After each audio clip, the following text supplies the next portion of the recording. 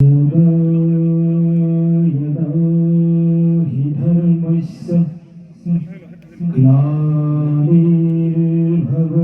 भारत अभ्युत्थानम् अधर्मस्य तदात्मानं सृजाम्यहम् विनाशाय च दुष्कृतां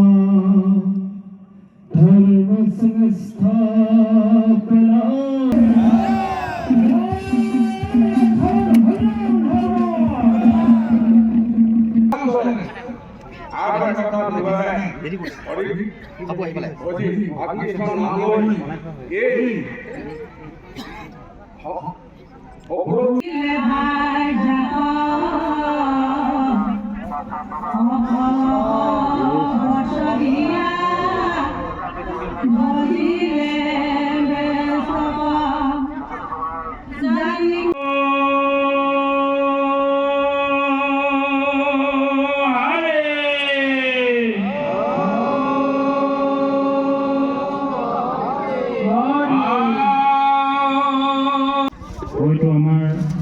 জ্ঞানৰ অভাৱত বহুতো ভুলটি হ'ব পাৰে আপোনালোকে যেন ক্ষমা কৰে আমি সবাই ক্ষমা কৰিছোঁ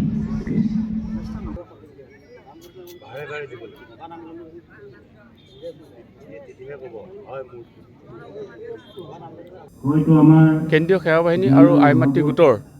সোণালী জয়ন্তী সমাৰোহভাগী আমি তিনিদিনীয়া কাৰ্যসূচীৰে ইয়াত অনুষ্ঠিত কৰিছিলোঁ। আজি দ্বিতীয় দিনীয়া কাৰ্যসূচী। আজি দ্বিতীয় দিনীয়া কাৰ্যসূচীত প্ৰথম কাৰ্যসূচী হিচাপে ধৰ্মধ্বজা উত্তোলন হৈছে আৰু ইয়াৰ পিছতে আমাৰ স্মৃতিতৰ্পণ কাৰ্যসূচী হৈ গৈছে আৰু বৰ্তমান সময়ত আমাৰ যি অস্থায়ী গুৰুগৃহ আমি নিৰ্মাণ কৰিছিলোঁ এই অস্থায়ী গুৰুগৃহত মহাভাগৱত পাঠ ইতিমধ্যে হৈ আছে আৰু এই মহাভাগৱত পাঠৰ সমাপ্তিৰ পিছতে আমাৰ এখন যি ধৰ্মীয় সাধাৰণ সভা ধৰ্মীয় আলোচনী সভা আমি অনুষ্ঠিত কৰিম আৰু এই আনুষ্ঠানিক অনুষ্ঠানতে এই সভাতে আমি এখন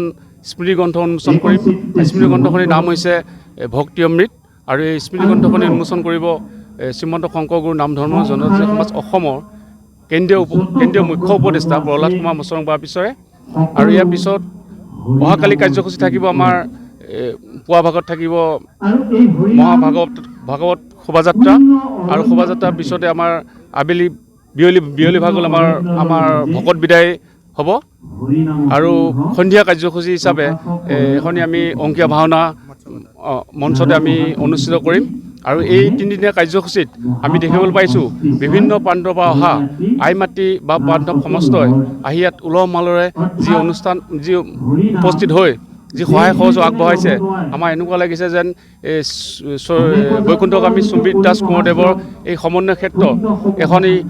বৈকুণ্ঠপুৰীলৈ পৰিণত হোৱা আমি অনুভৱ কৰিবলৈ পাইছোঁ।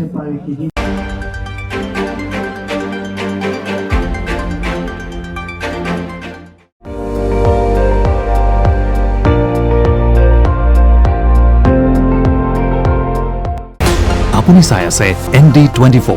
সৰ্বশ্ৰেষ্ঠ নহয় সৰ্বোত্তমৰ দৌৰত।